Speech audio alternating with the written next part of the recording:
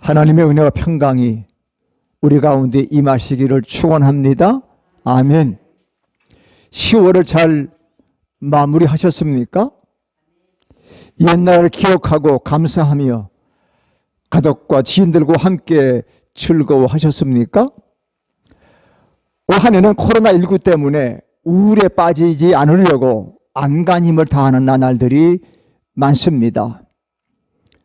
그러나 우리가 하나님께 예배드리는 이 시간만은 우리 예배를 기뻐 받으시는 하나님께 집중되기를 바랍니다. 강대상 넘어 하나님을 향해 나의 시선과 영혼이 고정되기를 바랍니다. 때문에 이 시간에 최선은 마음과 눈과 귀를 최대한 예민하게 다듬고 언제나 깨어 있어야 합니다. 우리는 예수 그리스도로 맺어진 친구들입니다. 그래서 교회 나오는 친구들을 교우라고 말합니다. 교회 안에 친구들이다. 예수님 때문에 알게 된 그런 귀한 친구들입니다. 변화하지 않으면 무엇이든지 쇠락한다는 것이 역사의 교훈입니다. 비록 더디더라도 변화는 거스를 수 없습니다. 늘 잘못된 차별에 대해 항의하고 잘못된 것을 바로잡으려고 하는 것이 공의요 정의입니다. 한 걸음 더 나아가 하나님의 나라의 정의입니다. 공의와 정의를 추구하며 몸소 지키려고 하는 사람들은 누릴 것을 다 누리고 사는 사람들 입장에서 볼 때 매우 불편한 사람입니다. 어찌 보면 우리 기독교인들은 불편한 사람인지 모르겠습니다. 왜? 바르게 살려고 하고 바르게 말하기 때문일 것입니다. 우리의 주님이신 예수님도 매우 불편한 사람이셨습니다. 세례 요한도 선지자도 그 당시 집권자들에게 매우 불편한 사람들이었지만 항상 하나님의 나라를 생각하면서 공의와 정의를 주장하셨습니다. 그런 불편함 때문에 공의와 정의의 목소리가 지금도 묵살당하고 있습니다. 코로나를 핑계 삼아 모이질 못하게 하고 있습니다. 우리 눈만 뜨면 말하는 존재입니다. 오늘 11월 1일 아침에 새벽에 올라와 하나님께 기도드리고 내려가서 제 아내에게 첫 마디를 던졌어요. 여보 사랑해. 속으로 내가 오늘 11월 1일 날 사람이 가는 첫 마디가 사랑해다. 어느 우리의 생각을 담아내는 그릇이지만 안타깝게도 경험을 다 담아내지는 못해요. 자, 누군가를 사랑한다 이렇게 말하잖아. 사랑해. 근데 그 말의 한계를 느껴. 왜? 사랑해 밖에 할 말이 없어. 그래서 아이들을 물어봐. 얘 너는 엄마를 얼마큼 사랑하니? 그러면 하늘만큼 땅만큼이요.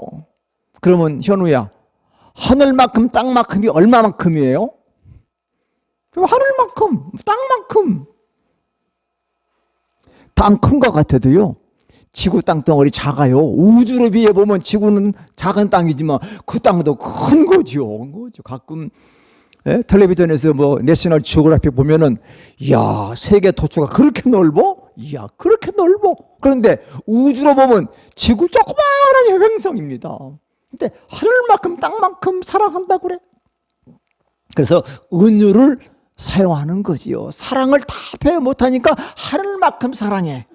내 생명 다하도록 사랑해. 뭐 이렇게 은유를 사용합니다. 그러니까 표현할 수 없는 걸 표현하기 위해서 사용하는 게 은유라고 하는 거지요. 다양한 해석의 가능성을 품고 있습니다. 예수님께서는 문자에 사로잡히지 않으시고 그 속에 담긴 속뜻을 헤아리셨어요. 속뜻. 오늘 본문에 앞부분에 보면 마태복음 5장 17절 말씀인데 앞에 스크린에 있습니다. 함께 읽어볼까요? 시작. 내가 율법이나 선지자를 피하러 온 줄로 생각지 말라. 피하러 온 것이 아니요 완전하게 하려 함이라. 아멘. 이 말씀을 오해하면 안 돼요. 그러니까 율법이 선지자가 뭔가 부족해서 완전하는 말씀이 아니고요. 그 말 속에 깊은 가장 중요한 내용들을 말로 혹은 삶으로 드러내는 것이 예수님의 소명이란 뜻입니다. 이 완전하게 하다는 말은 충만하게 하다는 말을 내포하고 있습니다. 예수님께서는 옛사람의 말을 반복하는 데 머물지 않고 그 말들을 충만하게 만드셨다. 말씀이 육신되었다는 말도 그런 뜻입니다. 말씀을 충만하게 풍성하게 이루어내셨다. 마태복음 5장부터 7장까지의 말씀 우리가 산상수훈 혹은 산상보훈, 산 위에서 보물과 같은 말씀을 하셨다. 그 속에서 예수님은 옛사람의 말에 담긴 속뜻을 설명해 주십니다. 살인하지 말라. 꼭 사람을 죽이라는 말이 아니라, 죽이지 말라는 말이 아니라 이웃을 모욕하고 함부로 대함으로 그들에게 살 맛을 뺏지 말라라고 하는 것입니다. 가늠하지 말라는 말은 어떤 사람 자기 이익이나 쾌락을 위한 도구로 삼지 말라. 눈은 눈으로, 이는 이로 갚아라는 보복의 법도 평화를 위해 기꺼이 손해보기를 감수해라. 그러니까 누가 한 뺨을 때리면 너도 뺨 맞아 그러지 말고 다른 뺨을 돌려 대라. 오리 같이 가자 이거 오리 같이 가죽게 하지 말고 심리까지 좀 가주어라. 넉넉하게 여유 있게. 그렇게 예수님은 말씀하셨어요. 그러니까 구약 율법보다 한 걸음 더 나아가는 그 삶을 우리에게 보여주셨고 몸소 실천하셨습니다. 우리는 거꾸로 얘기하잖아. 너 내 눈에 눈물 나게 했지? 너는 어떻게 해요? 내가 피 눈물 나게 해줄게. 성경에 그런 말이 없어. 구약은 너 눈물 나게 했냐? 너도 눈물 나. 이 정도인데 우리는 지금 어떻게 해요? 더 뛰어넘어. 너 피 눈물 나게 해주마. 아니죠. 성경은 아니다. 오히려 가슴을 열고 좀 안아줘라. 그러니까 언어 너머에 있는 예수님 마음을 읽을 수 있어야 합니다. 엄마가 화나면 지금 그런 엄마 없죠. 야, 너 당장 집 나가. 말 안 듣는 아들이 그 말은 또 잘 듣고 집에 나가버려. 그 말이 집에 나가는 말이에요? 그 말 아닌데 그 말도 잘 들어. 얼른 나가버려. 언제 기다려 했더니 그건 아니잖아요. 왜 엄마가 그 말을 했을까? 그 언어의 속에 있는 뜻을 알아채리고 엄마 말을 더 잘 들으라는 얘기지 지금 나가라는 얘기 아니잖아요. 오늘 본문 33절 말씀 앞에 있는데 같이 읽습니다. 시작. 또 옛사람에게 말한 바 헛맹세를 하지 말고 내 맹세한 것을 주께 지키라. 아멘이. 헛맹세는 거짓맹세라고. 거짓맹세하지 마. 이 말씀은 구약 성경 레위기, 민수기, 신명기에 공이 나오는 말씀, 그 말씀을 예수님이 인용해서 옛사람들은 율법은 이렇게 하라고 했다. 옛사람. 구약은 맹세했으면 지켜야 돼. 그 맹세가 뭐냐? 서원, 서약, 선서 다 같은 맹세예요. 선서, 서약. 예수님께서는 오늘 33절, 35절에서 하늘로도 땅으로도 예루살렘으로도 도무지 맹세하지 말아라. 맹세를 금하셨어. 36절에서는 내 머리로도 말라. 잔머리 굴리지 마라. 맹세하려고. 네가 머리카락 하나 검게 희게 할 수 있더냐? 할 수 없으니 맹세하지 말아라. 여러분은 맹세하면 무엇이 생각나십니까? 지금도 우리 현빈이 현우 학생들 국민 의례하면 국기에 대하여 경례할 때 국기에 대한 맹세가 나옵니까? 저희 때만 해도 그런 게 있었어요.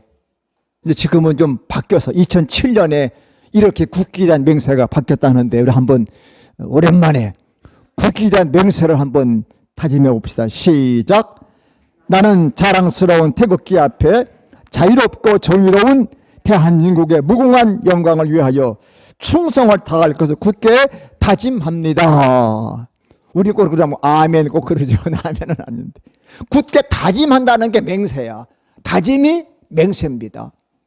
맹세는 선서, 서약 그런 거예요. 지금은 태극기보다 촛불이 더 우세한 나라 아닙니까? 국가대표로 상징하는 자랑스러운 태극마크. 이야, 그거 달고 싶어. 체육인들은 대단히 노력을 한 태극마크. 근데 국가의 대표인 대통령도 태극마크를 안 달고 이상한 배지를 달고 다니더라고요. 바라기는 이 땅의 위정자들이 좀 가슴에 태극기를 달고 태극마크 달고 그 태극기 앞에 좀 이제 부끄럽지 않은 사람이 됐으면 좋겠다. 자랑스러운 태극기 앞에 나는 조국의 무궁한 영광을 위하여. 우리가 그랬잖아요. 국기당 경례하면서. 근데 태극기가 지금 무색해졌어. 이 사람 맹세는 요식행위야. 선서 그때뿐이야.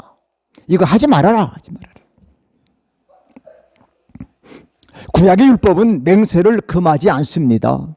특히 하나님께 맹세한 그대로 지켜야 된다. 율법이 가르쳐요. 하나님께 약속했는데 그거 안 지킨다? 너 큰일 나. 이런 말로 너 천벌 받아. 구약은 그랬어요. 하나님께 맹세했으면 죽어도 지켜야 합니다.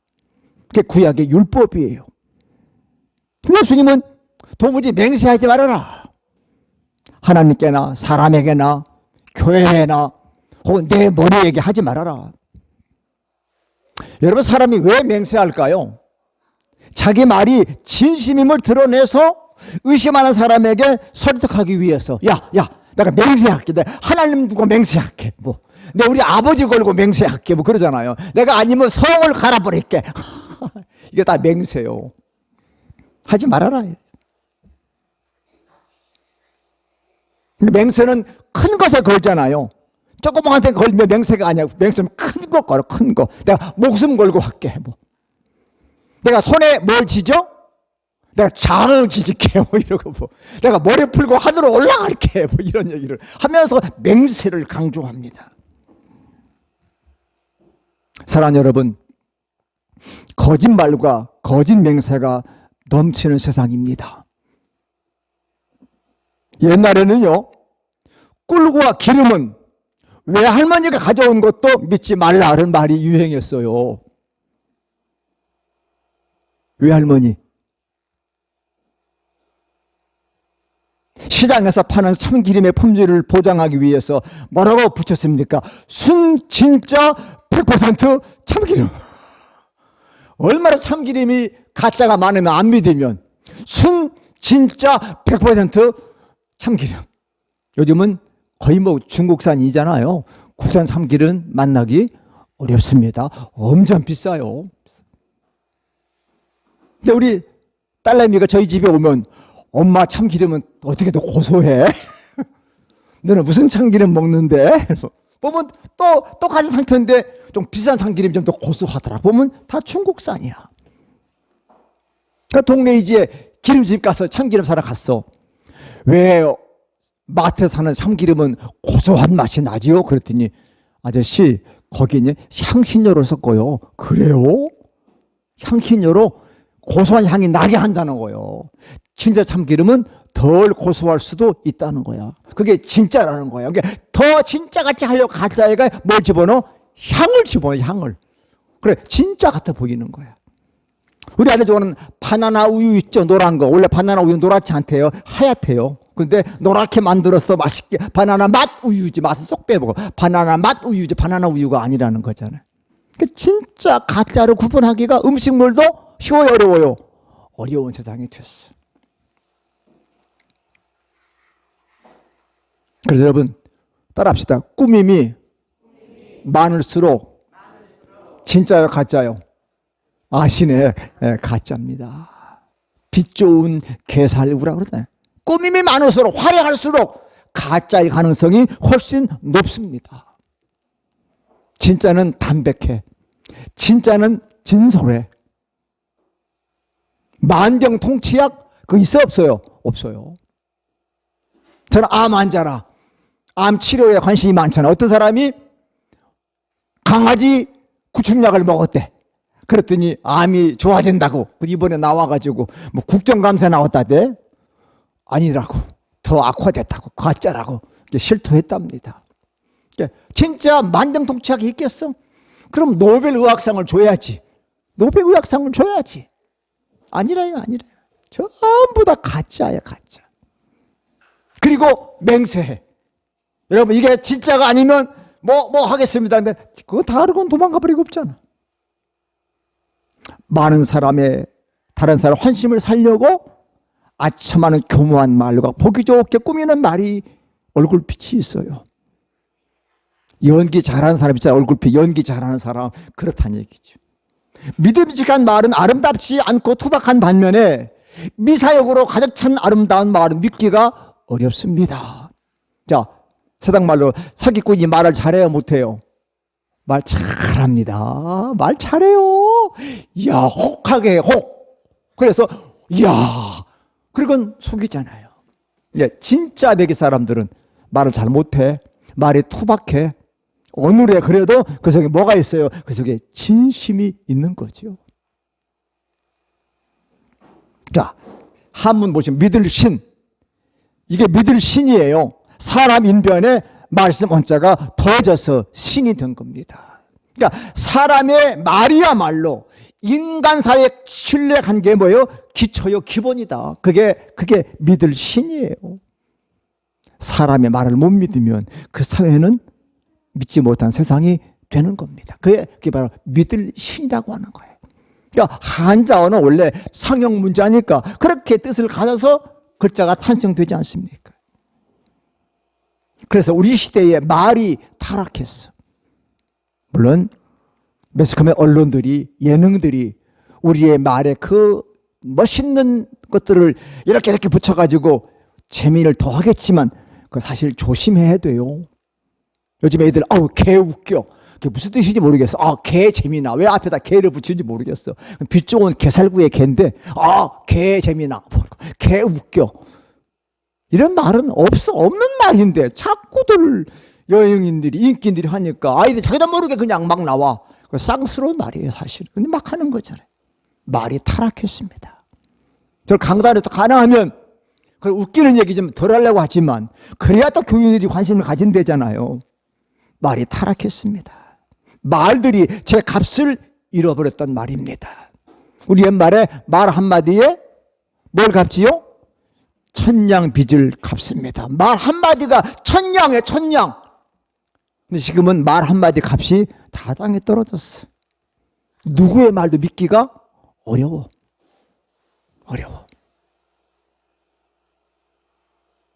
볼품없는 정치인들의 말장난이 한 몫을 더 하고 있습니다. 아니면 말고, 그게 말입니까? 방구입니까? 말했으면 책임을 져야 되는데 아니면 말고. 그들의 무책임한 말들이 국민을 짜증나게 하고 있는 거지요. 민심을 얻기 위한 거짓 맹세나 거짓 서약이 참으로 많은 세상입니다. 그리고 이벤트성 맹세는 그 신뢰도가 떨어지지요. 불의한 일을 저지르는 사람이 감히 정의사회를 말하고, 부당한 이익을 탐하는 사람이 공정세상을 말하고, 밥 먹듯 거짓말하는 사람이 하늘을 우러 한 점 부끄러움도 없다고 말합니다. 언어를 다루는 기자의 말도 믿지 못하고, 학자들의 말도 믿지 못하고, 심지어는 종교인들의 말도 믿지 못한 세상이 되어버렸어요. 말이 타락한 거지요. 거친 말, 조롱과 냉소, 과장, 도끼를 품은 말, 자극적인 말, 편을 가르는 말, 전투적인 말들이 횡행합니다. 사람들을 이어줘야 하는 말이 흉기가 되어 세상을 떠돌고 있습니다. SNS, 이런 문자 보내지, 문자도 사실 글로 쓰지만 이것도 말입니다. 여러분, 톡 톡이라는 거 아시죠? 전화 안 하지만 톡 보내면 그게 전화 같은 거라며요. 왜 금방 답을 안 해? 이거 톡은 일종의 말로 하는 문자로 하는 전화 같은 거래요. 서로 주고받잖아요. 근데 그 말이 악성 댓글이 사람의 가슴을 후벼 파잖아요. 그 댓글 때문에 상처받는 사람들이 너무너무 많다지 않습니까? 참 말이 독해졌습니다. 평범하고 일상적이고 진솔한 말이 몹시도 그리운 때입니다. 독해진 말들은 또 다른 독한 말을 낳습니다. 그래서 가끔 침묵해야 하는 것은 그 때문입니다. 웅변은 은이요 침묵은 금이다 라는 격언이 생각납니다. 자, 본문 37절 말씀 같이 한번 읽어봅시다. 시작. 오직 너희 말은 옳다 옳다 아니다 아니다 하라. 이에서 지나는 것은 악으로부터 나느니라. 아멘. 야고보 사도는 이 말씀을 인용해서 이렇게 우리에게 편지를 보냈는데 야고보 5장 12절 말씀 앞에 스크린에 있습니다. 같이 시작.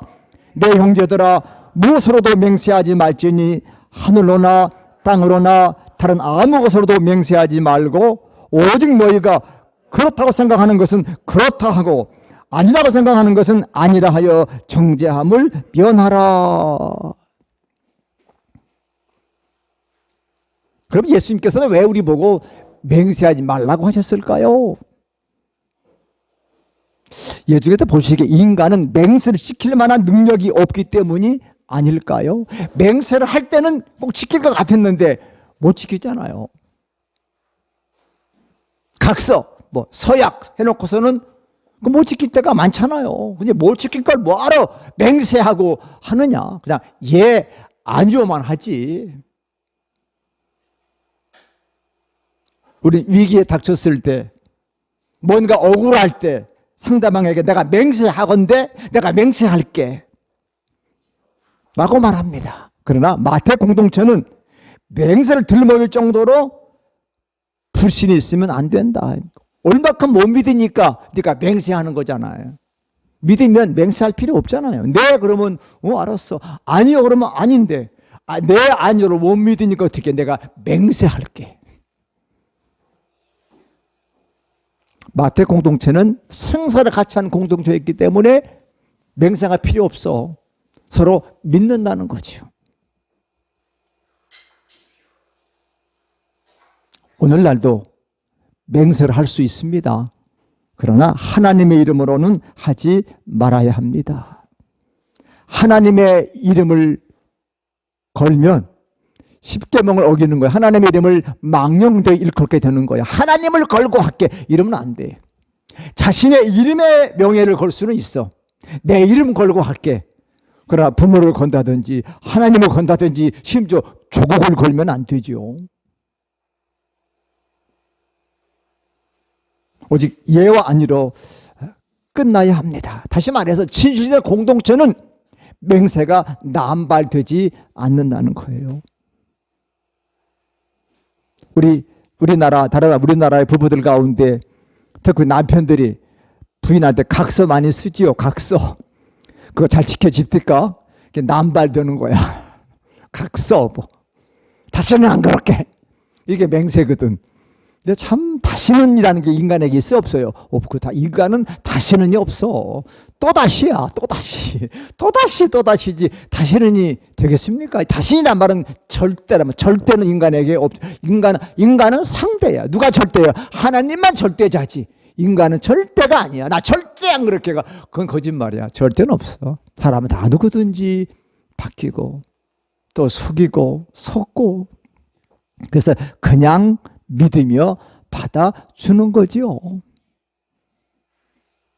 근데 어떤 때는 예와 아니오를 말한 뒤에도 뭔가 찝찝할 때가 있어. 개운하지 않아? 저 사람 예 했는데 왜 안 개운하지? 아니요 그런데 왜 그거 안 믿을만 하지? 왜 그럴까요? 그만큼 우리 공동체가 애매모호함 속에 산다는 거예요. 예 해놓고도 뒤돌아서서 쫑얼쫑얼대고 아니요 그러고 뒤돌아서 쫑얼쫑얼대고 그러잖아요. 재미있는 예가 마태복음 21장에 예수님이 비유로 포도원 농사를 짓는 아버지가 큰아들 보고 현빈아, 현빈이 애들은 미안해. 현빈아, 너 포도원 가서 일 좀 해라. 예, 알았어요. 갈게요. 그럼 안 갔어. 둘째 보고 현우야, 너 포도원 가서 일 좀 해라. 아이, 싫어요. 근데 이 둘째 놈은 가다 보니까 생각, 내가 아버지 아들인데 아버지를 도와드리는데 없고 안 됐다. 내가 말은 아니요 했지만 내가 가서 도와드리라고 갔어. 말과 행동이 거꾸로 됐지만 누가 아버지 뜻을 행하는 사람이냐? 둘째다. 예수님은 예, 아니요보다 중요한 것이 바로 실천이 더 중요했다. 말은 아니요 했지만 가는 아들과 예, 그러고 안 간 아들과 누가 더 아버지 뜻을 따라가는 것이겠느냐?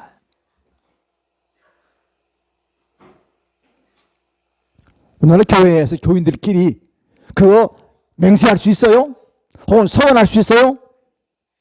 라고 말한다는 것은 맹세와 약속의 문제가 아니라 그만큼 교회 안에 신뢰가 무너졌음을 반증하는 것이 아닐까요? 교회에서 임직식 하면 꼭 담임 목사가 임직자에게 서약을 하죠. 그게 하나님과 정인 앞에 맹세하는 겁니다. 기억나십니까? 그 맹세가.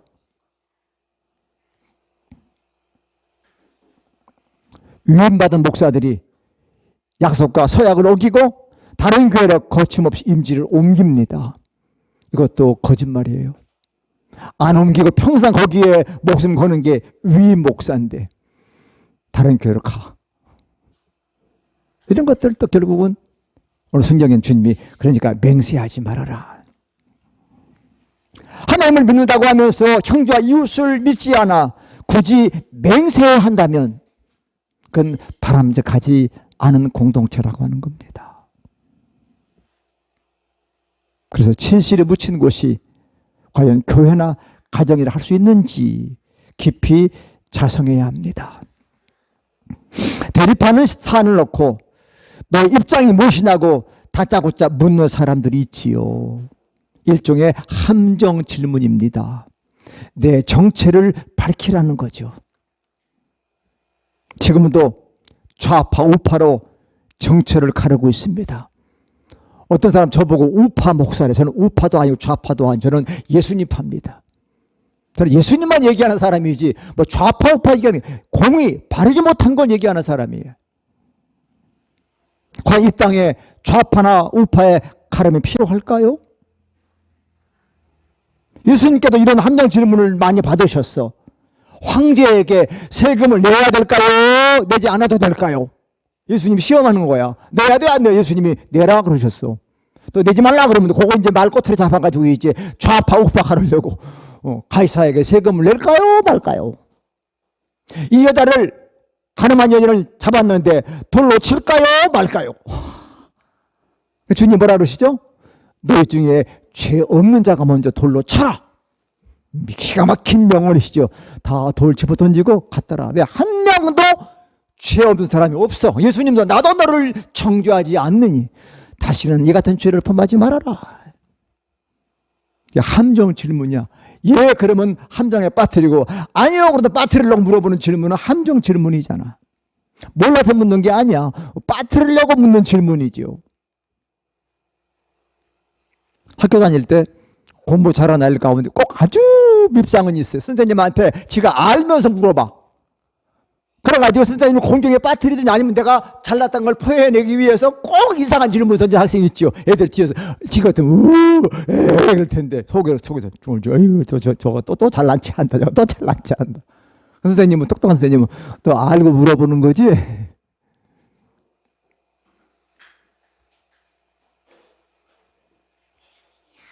그래서 다양하고 복잡한 맥락을 제거한 채 무조건 예냐 아니냐를 우리에게 촉구하는 것은 일종의 폭력입니다.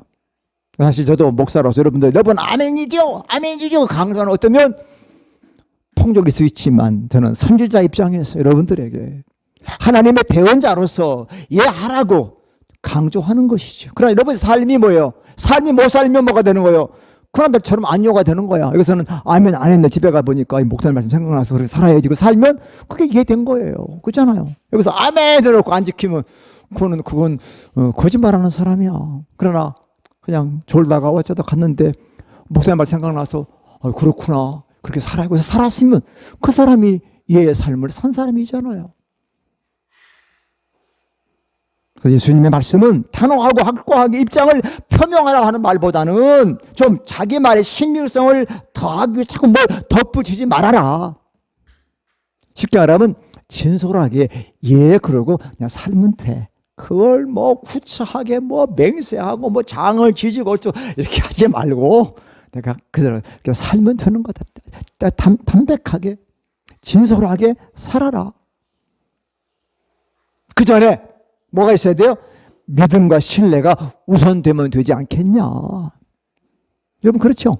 어떤 친구가 그러면 꼭 믿는 친구 있죠. 걔는 그러면 난 믿어. 왜? 그렇게 신뢰가 이미 나에게 바탕에 뒤에 있으니 저 친구는 콩으로 매주로 써도 안 믿어. 그런 친구 있죠. 왜 안 믿어요? 그동안 신뢰가 그렇게 됐기 때문에 못 믿는 거야. 그래서 우리의 말, 다 같이 기독교인의 말이 달라져야 우리 사회가 정화될 수 있어요. 우리 교인들부터라도 말을 좀 말 한마디라도 정화, 깨끗하게 바르게 할 때 모르는 건 모른다고 합시다. 모르는 거 아는 척하지 마세요. 모르는 건 모른다. 아는 것도 꼭 필요할 때만 말해야 돼. 저같이 나이가 60 넘은 사람들은 너무 나서면 안 돼. 나서기 좋아하는 사람 있잖아요. 막. 네. 그리고 말을 뱉었으면 그 말에 책임을 져야 합니다. 누군가를 조종하기 위해서 말을 지어내면 안 돼. 조종한다. 정치인들이 우리 민심, 백성들이 우매한 줄 알고 말을 지어내죠. 웃기는 얘기야. 거기에 우리가 놀아나면 안 돼요. 그 말에, 지어낸 말에 제가 얼마나 진심인가를 백성들이 알아차려야 돼. 뭘 알아차립니까? 그의 삶으로.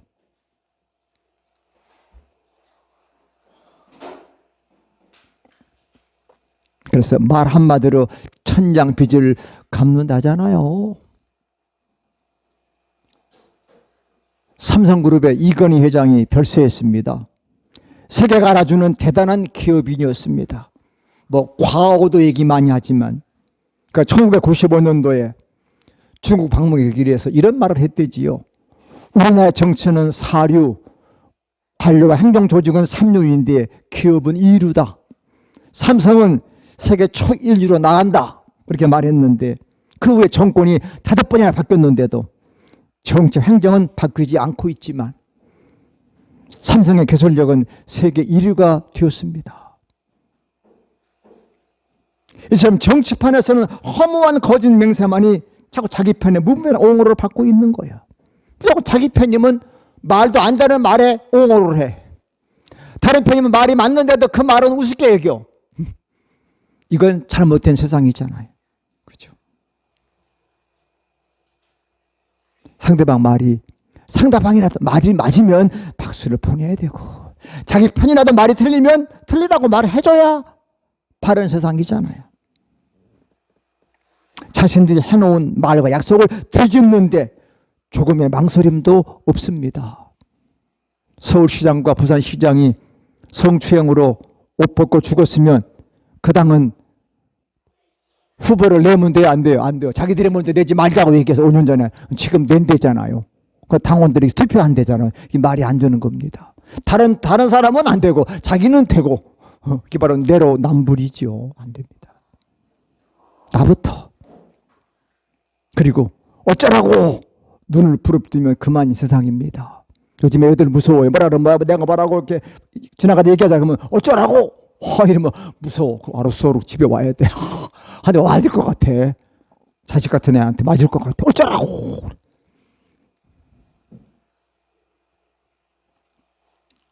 무엇보다 우리 말은 관계를 이어주는 말, 생명을 살리는 말이어야 합니다.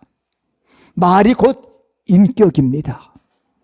맹세가 우리의 빈약한 인격을 보완해 주지는 않습니다. 맹세보다 우리의 신실한 삶으로 다른 사람들을 배려해야 합니다. 이 코로나19 2021년을 내다보면서 브랜드 전문가가 얘기하기를 이 코로나19에 다른 사람을 갖는 게 제일 필요한 게 뭐냐 물어봤더니 배려와 관심이래. 지금 모두 마스크 쓰고 전부 다 남이 걱정되잖아. 옆에서 콜록콜록만 해봐. 어머, 캣 하면 어머 이렇게 되잖아요. 다른 사람과. 그러지 말고 내년에 좀 더 다른 사람을 관심하고 배려하자. 언택트 시대에 관심 배려 어렵지만 어떻게든지 좀 문자 하나라도 비대면 가운데서라도 뭔가 좀 배려하며 관심 갖는 세상을 만들자. 나도 답답한데 내가 답답하니 저 사람 얼마나 더 답답하겠어. 그래서 우리 아주 나이가 많이 어린 아이들은 마스크 안 써도 된대잖아요. 호흡기 질환으로 이거 쓰면 막 이상한 사람들 이거 안 써도 된대잖아. 근데 너 사람 안 썼다고 막 그 사람 상태도 모르고. 좀 다른 사람을 좀 배려. 나도 갑갑한데 저 사람 얼마나 더 답답할까. 나도 아픈데 저 사람 얼마나 더 아플까. 이렇게 배려하는 문화가 돼야 된다. 말도 그렇지 않겠느냐. 여러분 갈등이란 말은 자꾸 나만 생각하면 갈등이 생기는, 나를 내려놓으면 갈등이 덜하죠. 덜해요. 나 그러면 이 갈등이 심해. 나를 내려놓으면 갈등이 좀 풀어지더라고. 다른 사람을 섬기는 마음이 무르익으면 나를 좀 덜 생각하게 되죠. 왜? 부모는 새끼들 생각하면 갈등 덜 되죠. 왜? 새끼들은 자꾸 내려놓잖아. 새끼한테 져주잖아. 근데 남들한테 이기려고 그러니까 남들랑 갈등이 생기고, 새끼랑 덜 생기죠. 새끼는. 그죠? 자식은 덜 생겨. 왜? 져주려고 그러니까. 이해하려고 하니까. 남들은 이해 못하잖아. 왜 저러지? 이러니까 남들과는 갈등이 생기는 거잖아요.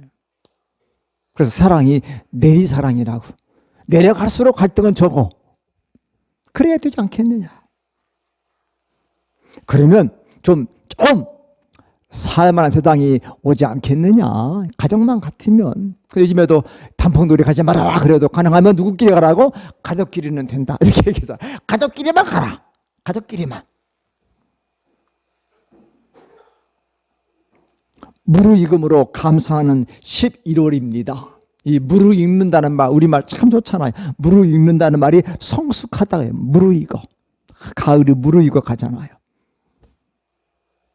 무르익음은 꼭 열매, 겉으로만이 아니라 안으로도 무르익어야 돼. 그게 성숙. 겉으로 무르익는 건 성장, 속으로, 겉으로. 우리 기독교는 안으로.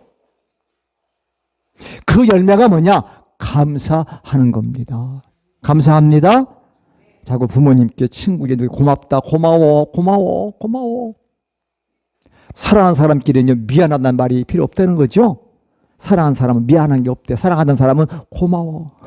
사랑해. 그럼 끝이야. 미안해. 그러면 그 사랑의 문자가 생긴 거야. 벌써. 고마워. 아버지 고맙습니다. 낳아주셔서, 길러주셔서.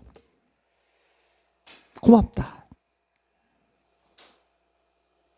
이 혼돈의 세월 속에서 내면의 질서를 잃지 않기 위해서는 불필요한 말을 삼가합시다. 요즘 마스크 쓰니까 좋잖아요. 말하기 귀찮잖아요. 말 안 하는 게 훨씬 나아. 그럼 하는 것보다 안 하는 게 그러잖아. 너 가만히 있는 게 나 도와주는 거야. 그래, 가만히 있는 편이다. 마스크 쓴 김에. 근데 꼭 가입표 안 붙여도 쓴 김에 가만히 있는 게 낫잖아. 괜히 떠돌아가지 불필요하게. 그게 오히려 짜증나게 할 수가 있거든요. 진솔한 감사의 말로 바꿔달라 기도합시다. 거짓 맹세보다는 신실한 삶과 따뜻한 말 한마디로 11월 한 달로 가득 채워갑시다. 아멘. 그래서 저도 아침에 눈 뜨자마자 제 아내 보고 그런 말을 던졌어. 던지면 되는 거지 뭐. 말하면 되는 거지. 난 이렇게 말하는데 너는 왜 그렇게 말 안 해줘? 그럴 필요도 없는 거지 뭐. 사랑해, 고마워, 감사합니다. 예배 끝나고 나면 저보고 목사님 고맙습니다 그러라는 얘기는 아니에요. 그러면 더 좋고. 목사님 은혜 받았습니다. 그러면 더 좋고. 그 말 한마디로 살아가는 거니까. 근데 안 하셔도 여러분 마음속에 다 있지요? 그럼 우리 교인들 왜 표현 잘 안 하시는 분들인 거 제가 아는데 뭐 우리가 하루 이틀 살았어요. 뭐 다 표현 안 하셔도 마음속으로 목사님 수고하셨습니다. 고맙습니다. 그래서 우리 11월 15일 주일에는 추수감사 주일을 지키려고 합니다. 바로 이 내적 무르익음으로 고맙구나. 뭐가 고마운 거 아무것도 없는데 그러면 고마운 거 없어. 그러나 이것도 고맙고 저것도 고맙구나 생각하면 그게 내적으로 무르익은 사람이야. 저는 별걸 다 고맙다고 그러네. 웃긴 얘기 한마디 하고 말씀 마치렵니다. 저희 집이 좀 추워요. 근데 제가 환자라 우리 아내도 저 사람도 살 빼더니 모레따라 유독 추위를 타네. 그래서 밤에 자는데 안방으로 침대를 옮겨. 안 와보셨죠? 안방으로 침대를 옮겼어. 우리 집사람이 20년 만에 안방에 침대가 들어왔네. 침대로 왔더니 추워. 그래서 제가 여보 우리 이제 삶을 얼마나 살겠어도 좀 좋은 이불 한번 덮읍시다. 따뜻한 이불, 털로 된 이불. 그랬더니 털로 된 이불 비싼데 비싸니까 따뜻하겠지. 그래가지고 제가 그냥 집사람한테 뭐 할부로 홈쇼핑에서 할부로 팝디다 24개월 짜리를 샀어. 그리고 이제 덮어보니까 야 따뜻합디다. 근데 우리 주원이가 놀러 오면 꼭 침대도 막 뛰고 놀거든. 근데 우리 할머니가 야야야 그 침대 그거 이불 은행에서 빌려온 거야. 할부는 은행에 빌려온 겁니까? 그랬더니 제가 그거 기억하고 있어. 어저께도 와서 놀길래 이제 만지다가 가서 놀길래 할머니가 그거 손 닦고 놀아야지. 그거요 은행에서 빌려온 이불이죠. 그리고선 침대에 그 이불을 굉장히 조심하더라고. 은행에서 빌려온 이불이라고. 그걸 다 기억하고 한 10일 전에 한 말인데 은행에서 빌려온 이불이라는데 그러면서 저 아이가 저렇게 내적으로 할머니 할아버지 말 한마디를 기억하고 무르익어가고 있구나. 얼마나 대견한지 모르겠어. 그러니까 우리도 하나님의 말씀을 듣고서 그 말씀대로 하나님 그렇대죠 하고 살아간다면 하나님 얼마나 하나님을 감동하실까. 저렇게 어려운데도 저렇게 빡빡한데도 내 말을 기억하고 저렇게 지키며 산다니 참 고맙구나. 우리 11월 한 달도 다른 사람에게 그런 말로 저 말 한마디가 나를 기쁘게 하는구나. 저 말 한마디가 나를 감동하게 하는구나. 저 말 한마디가 나를 힘나게 하는구나. 그런 말 하면서 우리 11월 한 달도 살아갑시다. 아멘. 기도합니다. 하나님 사람을 눈만 뜨면 잘 때까지 수많은 말을 쏟아내고 사는데 말이 타락했습니다. 거듭 맹세가 난무합니다.